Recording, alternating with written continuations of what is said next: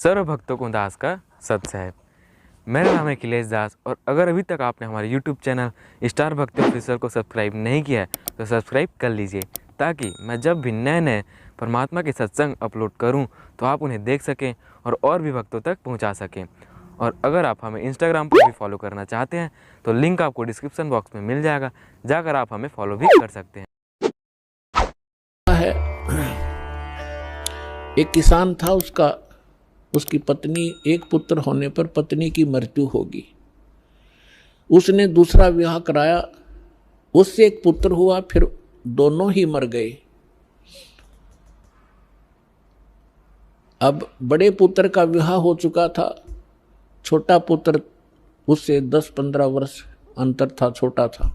अब क्या हुआ, जो बड़ा पुत्र था पहली पत्नी से और छोटा पुत्र था वो उनसे काफ़ी उम्र में छोटा था। छोटे वाला बीमार हो गया, इतना रोगी हो गया कि उसके ऊपर बहुत से पैसे भी लगे, कुछ पैसे भी लगाए, लेकिन वो इलाज नहीं हो पा रहा था। किसी ने बताया कि वहाँ ले जाओ, एक बहुत बड़ा वैद्य है, लेकिन पैसे लेगा 5,000 रुपये। उस समय 5,000 रुपये आज के 50 लाख के बराबर। तो उन्होंने सोचा, दोनों पति पत्नी ने विचार किया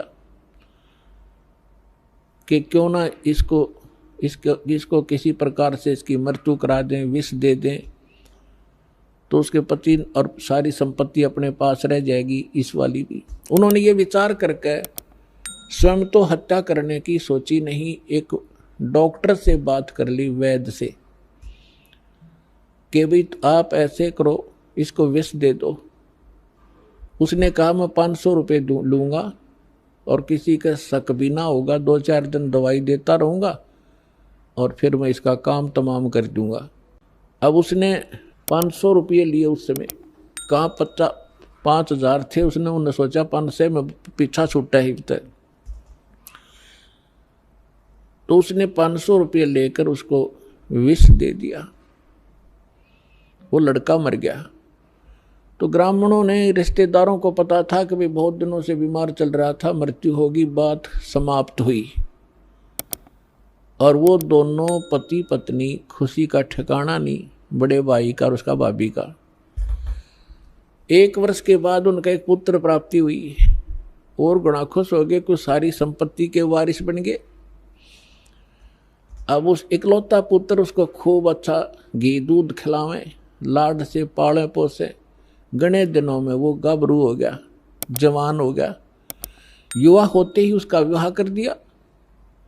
विवाह होने के उपरांत कुछ समय के बाद वो लड़का रोगी हो गया।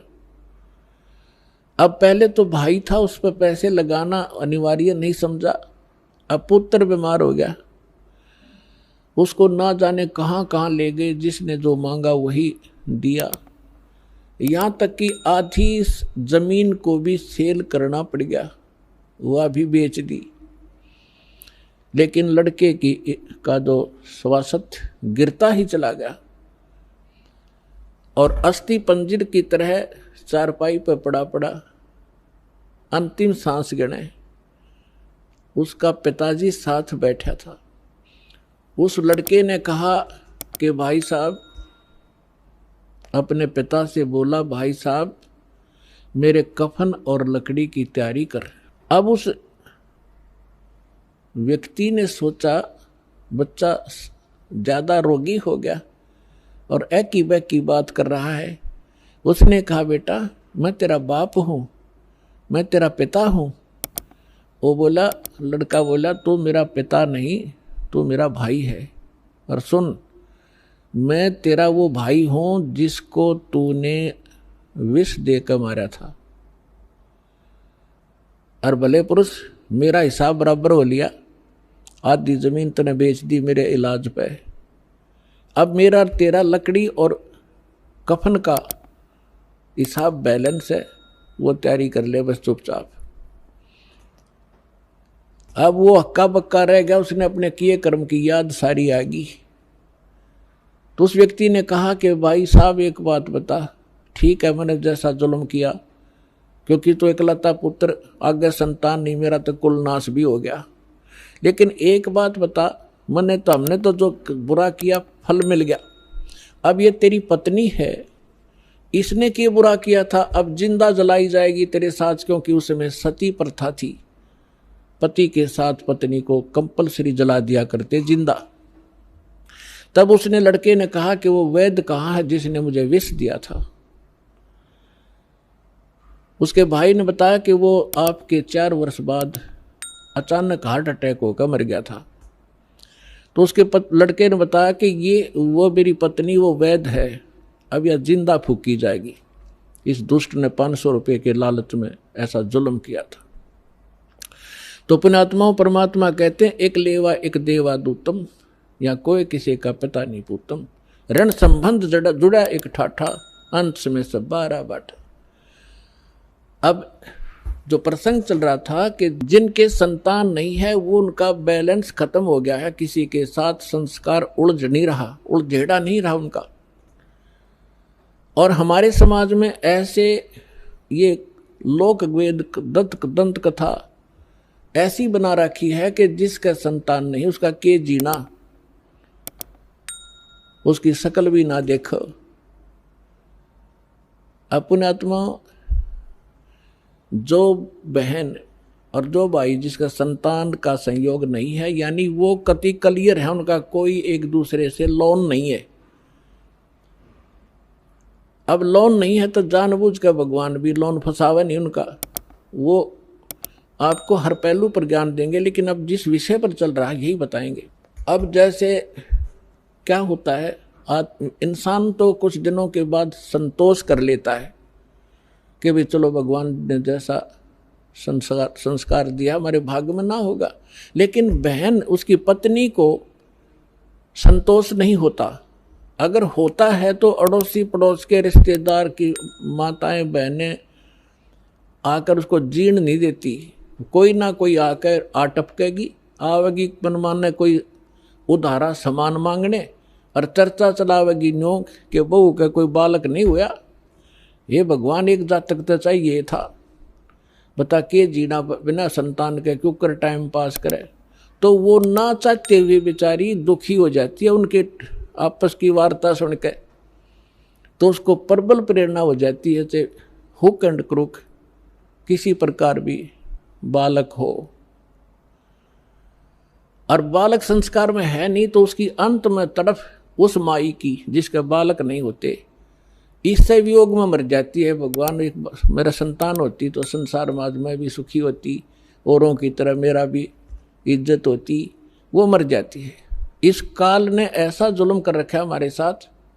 अब कहते हैं जिस भी इच्छा को लेकर मरता है ये काल फिर उसकी बिरान माटी करता है। उस बहन को अगले जन्म में वो कुतिया बनावेगा और फिर न्यू कहेगा ले तू नरी संतान जाम ले, 8 कट्ठे पैदा कर ले, अब छक ले पैदा कर करके क्यों दुखी हो रही थी। अब परमात्मा कहता है इस झंझट से पीछा छुटवा लो। अगर आप समाज को देखकर चलोगे भक्ति मार्ग पर नहीं चल सकते। हमने परमात्मा पाना है, सतलोक जाना है, तो जैसे भगवान राख है ऐसे ही रहना। अब थोड़ा सा यहाँ प्रसंग और बताना पड़ेगा, क्योंकि प्रथम बार जो भक्त आते हैं जिनका संतान नहीं है उनको कुछ संतोष तो इस उदाहरण से होगा, लेकिन वो चिंता ना करें। यदि आपने यो उलझेड़ा करवाना है तो वो भी कर देंगे भगवान, क्योंकि आप शरण में रहना, उनको मालूम है कि शरण में रहेंगे तो वो उस संस्कार को जो मालिक जोड़ेगा वो फिर अपने ही हिसाब से उनको पार भी कर देगा। जैसे आप अभी दास ने कहा था कि परमात्मा की शरण में जब आ जाते हैं भगवान फिर कहता है कि तुम मेरे अनुसार चलते रहना, फिर मैंने देखना तुमको कैसे पार करना है। जैसे सुदर्शन जी की इच्छा बन गई कि मेरे माता पिता पार हों जब बात बने। अब हालांकि उनका कोई संस्कार नहीं था, वो चले गए थे, कोई पुत्रु बन रहे थे, किधर गधा बन रहे थे। परमात्मा ने वो भी स्वीकार किया, बेटा तुझे पार करने के लिए मैं यह भी तेरी समस्या हल करूंगा। तो इसीलिए जिनका संतान नहीं है पर जब घड़ी पहले तो कोशिश करेगा भगवान कि ना फंसे इस अड़ंगे में और नहीं मानेंगे तो फिर वह भी समस्या आपकी संतान वाली भी यहाँ खूब हल होएगी। थोड़ा सा उदाहरण दे दूँ। एक बहन, वैसे तो बहुत सी ऐसे उदाहरण हैं यहाँ पे जिनके 10-10, 15-15, 20-20 वर्ष तक विवाह होए को हो गए थे, संतान नहीं थी। अब यहाँ सत्संग सुनकर जाते हैं तो उनका मन शांत हो जाता है कि ना हमने संतान चाहिए नहीं। और वहाँ जाओ संसार में वह जानते इंजेक्शन ला दें, अब वो फिर बेचैन हो जा बहन, तो फिर आते डिमांड वो ही करे। बहुत बार समझाया उनको, लेकिन आखिर में परमात्मा ने उनको फिर वो ये दिल टूटेगा कि तो और जा फंसेंगे किसी नालायक आदमी के, बालक तो होने नहीं उनसे, और वो ये भक्ति और बर्बाद हो जाएगी इनकी। तो उनको एक बहन को ने कभी तो असंतोष कर ले, फिर घर वाले जाकर फिर नो के बता कोई जीना है, बालक नहीं, इतने दिन हो गए नाम ले रखा, फलाना काम काहे का तू गुण गाती फिरती है। तो परमात्मा ने उसके सुन दी, 2 लड़की गर्भ में 2 बच्चे हो गए एक कब्र में। और वो ये कहा करती कि भगवान चाहे मेरे लड़की हो जाए, समाज का मुंह बंद हो जाए, मुझे लड़के की जरूरत नहीं। 2 दी इकट्ठी है। अब वह फुली नहीं समाओ, सारा अड़ोस पड़ोस भी नहीं बोले थारे गुरु जी तो वे पूरे हैं। 1 साल के बाद 2 और गर्भ में चेक करा ली, बोला 2 लड़की और है। अब वह चिंतित हुई, मैं खाई बोल रहा मत, इबले जो मालिक तुझे दे रहा है, अब मत बिरड़ावे। तो पुण्यात्मा परमात्मा जो चाहे सो कर दे। एक बार देखो पुण्यात्मा, हर तरह से हर पहलू पर ज्ञान दिया जाता है। एक बहन और उसकी सास ने नाम लिया। सास का दृढ़ विश्वास था, वह बहन बेटी बालक थी। उसके एक लड़की थी, उसके बाद गर्भ नहीं रहा था, खराब हो जाता। और भी काफ़ी तरह जगह पर वो घूमे फिरे। फिर उनको पता चला तो यहाँ दीक्षा ली। जींद जब सत्संग किया करता था दास, तो परमात्मा ने दया की, उनका गर्भ रहा लड़की के, और जो जिस समय में पहले गिरता था उससे आगे बढ़ गया, 2 महीने और निकल गए। तो उनकी खुशी का ठिकाना नहीं रहा। उन्होंने क्या किया,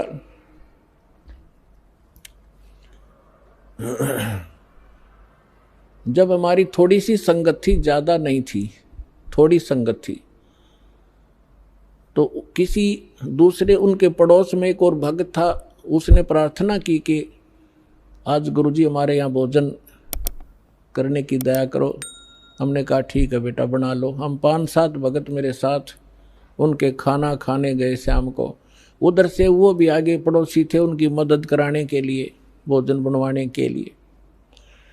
हमें नहीं पता वहाँ क्या घटना घटी। हम खाना खा कर आ गए।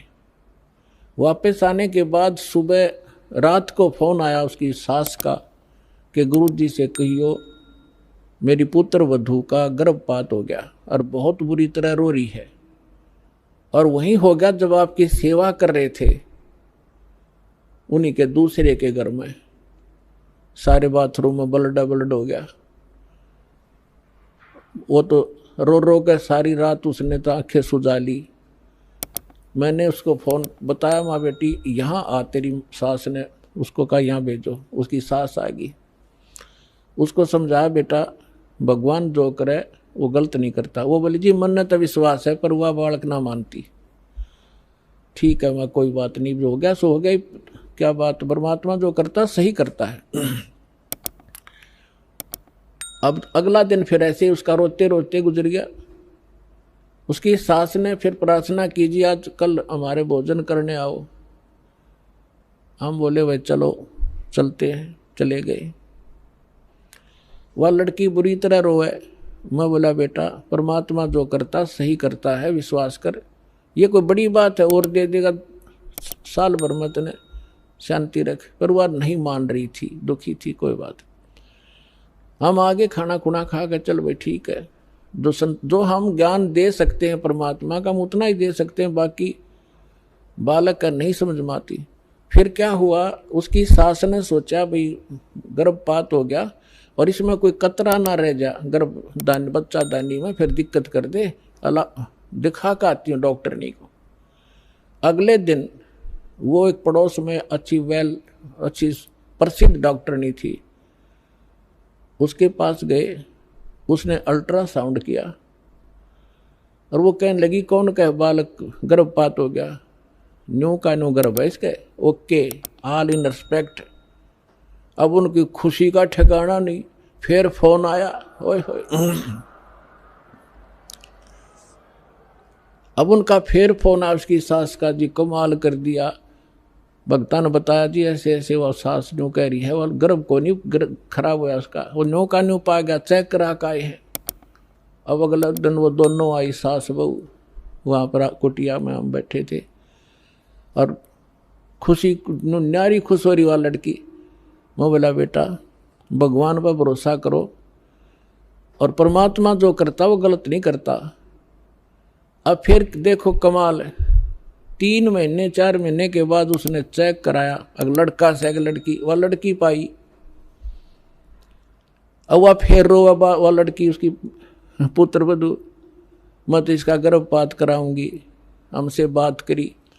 मैं बोला खबरदार जय जीवन से की है तो कोई बात हुई है, जब तक रोए थे मेरा गर्भ गिर गया। अब परमात्मा तो मालिक है और ये उस लड़की ही थी जो गर्भपात हुआ था, उसने गर्भपात कर दिया दाता ने, तेरी नालायकी देख कर किया था, क्या रोएगी लड़की ने देख कर, क्योंकि हमें ज्ञान तो है ही नहीं।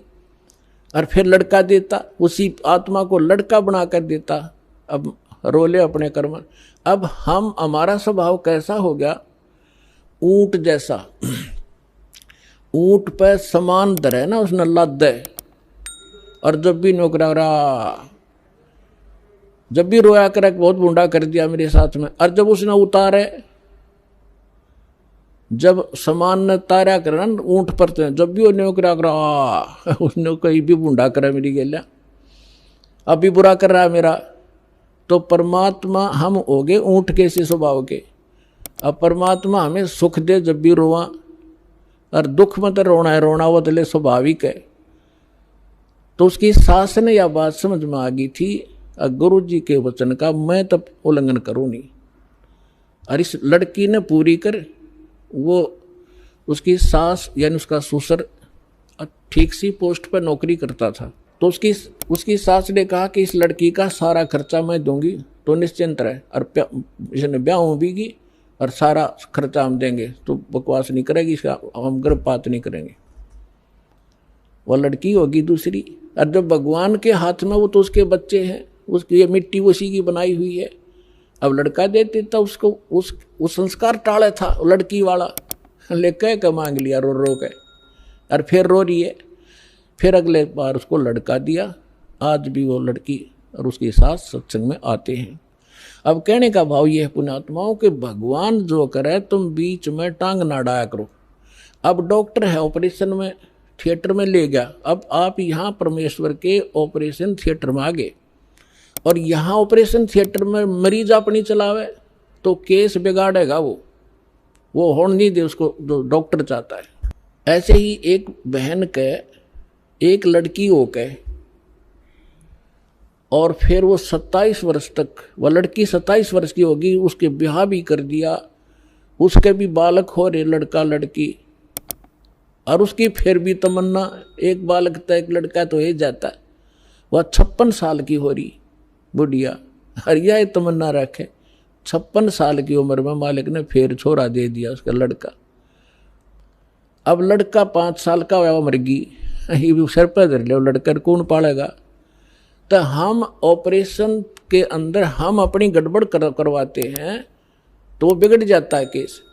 फिर भी दास ने आपको हर पहलू पर बता दिया, जोन सी समझ में वाह कर लियो और वाह पूरी कर देंगे भगवान।